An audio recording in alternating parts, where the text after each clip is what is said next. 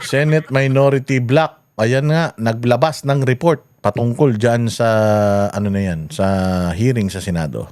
Flood control report ang minority block sa Senado sa pangunguna ni Senator Rodante Marcoleta. Pero agad yang tinabla ni Senate President Tito Soto.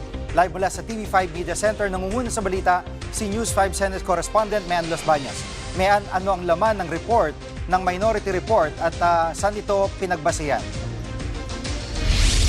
Jiggy, 576 pages nga itong minority report o yung report na inilabas ng Senate Minority Block kaugnay pa rin sa mga investigasyong ginawa ng Senate Ribbon Committee sa maanumalyang flood control projects. Ano ba ang laman yan? Laman yan, kabilang sa laman yan, yung mga personalidad, private citizens man yan, mga government officials, politiko na nadidiin sa flood control scandal. Pinagbasehan yan, Jiggy, unang 3 hearings ng Blue Ribbon kung saan ang chairman ay si Senator Rodante Marcoleta. And then yung next 3 hearings kung saan ang chairman na ay si Senator Ping Lacson. Kabilang sa mga nabanggit na nadidiin sa mga nangyaring flood control hearings nga sa Senado ay si dating House Speaker Martin Romualdez. Una, dahil iniugnay siya ng mag-asawang kontratista na sila Sara at Curly Descaya. Ayon daw kasi sa kanilang transaksyon sa ilang mga kongresista na ituturo si Romualdez na umano ay kabilang sa mga nangikback doon sa mga flood control projects niyan. Itinuro din siya ng isa pang witness na si Orly Goteza na di umano ay nag-deliver ng male-maletang pera sa kanyang bahay. At nakasaad din sa report, Chigi, na bilang dating speaker ng Kamara, hindi basta-bastang pwedeng maabsuelto si Romualdez sa mga pangyayari. Either complicit siya o may kinalaman siya sa pangungurakot ng ilang kongresista o negligent siya o pabaya. At sa parehas na kaso, siya ay may pananagutan o may liability. Narito ang bahagi ng pahayag ni Senator Rodante Marcoleta. Pakinggan natin, Jiggy. Yung arrows kasi, base sa nagtuturo sa kanya at mababasa nyo dun sa kanilang mga testimonies, individual. Talagang, for example, Gotesa, tinuro si Saldico and Martin Romualdez. Si Descaya, nabanggit din ang pangalan ni Martin Romualdez. At yung mga iba, si Alcantara, si Bryce Hernandez, pinagtuturo kung sino-sino at papunta lahat sa direksyon ni Martin Romualdez.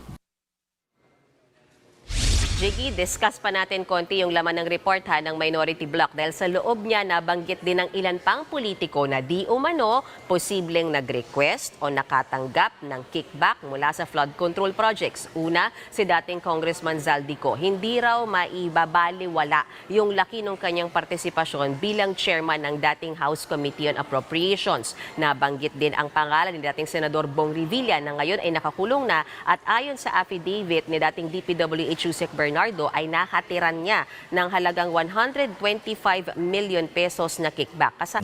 Kung siya talagang 125, yung 125 Yung kay Inday, 125 din Pucha yan May pattern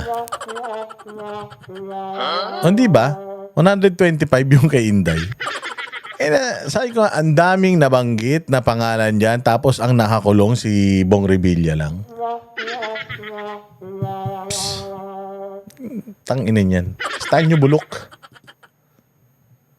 Tama rin ang pangalan ni Senator Joel Villanueva na kung naaalala natin sa pagdinig, sinabi naman ni dating DPWH official Alcantara na nakatiran din daw o nabigyan din daw ng kickback umano. Jiggy. At anong sabi ng minority senators dahil yun nga may ilang mga nadadawit din mula minorya dito sa flood control scam. Anong kanila reaksyon dito?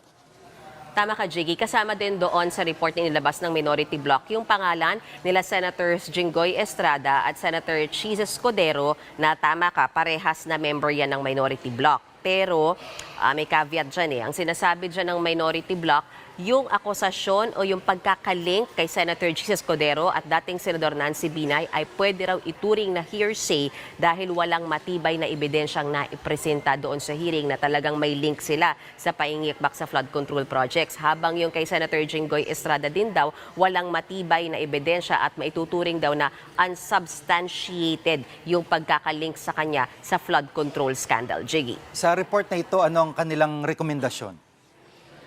Kung may sapat na basihan daw at mapatunayan na talagang may kinalaman itong mga politikong ito no, sa pangingikbak o sa pangungurakot dito sa mga flood control projects na ito, wala naman silang nilagay na specific na kaso for specific politiko or specific official. Pero naglagay sila ng list ng mga posibleng ikaso, gaya na lang ng plunder, malversation at direct bribery. Pero nung tinanong sila Senator Rodante Marcoleta at Senator Amy Marcos, sino ba yung pinakamataas na opisyal na pwedeng kasuhan dyan, narito ang tugon ni Senator Marcoleta. Merong question mark nga sa makikita nyo rito yung mga kung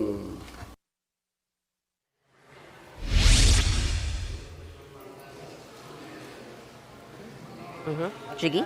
Sa panig ni Senator Soto ay tinabla agad niya itong report na ito ng minority. Bakit niya ginawa yun? Tama ka, medyo parang uminit ang ulo ng Senate President Tito Soto dyan. Una, wala siyang nabasa na sinasabing minority report. Pangalawa, sabi niya mali yung term na minority report. Sabi niya walang mag-e-exist na minority report hanggat hindi nakakapaglabas ng main report yung main committee ng Blue Ribbon. Kasi yung nangyari dito, Jiggy, naunang naglabas ng report yung minorya kesa doon sa mismong Blue Ribbon na report ni Senator Ping Lacson.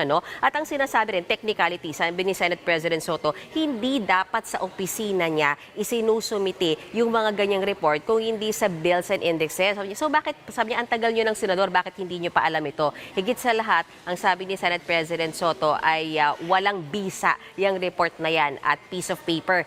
Narito ang bahagi ng pahayag ni Senate President Tito Soto. Wala. Pang-media. Kasi pinuli, even a majority report, unless tinake up sa plenary, ay wala yan. It's simply a piece of paper. Di ba? Siyempre ayaw nila yan. Ayaw ni Tito Soto niyan. Kasi nga, ang sinisisi dyan, si Romualdez. Yan lang yan. Anak tinapay. Sabi ko nga sa inyo, ito si Itbulaga. Walang, tumanda na sa Senado, putya, ginawa pang aso. Kung kailan ang tanda-tanda mo na. Kung kailan, kumbaga takip silim na ng iyong karir sa politika, nagpakaaso ka pa. Ayop naman talaga, di ba?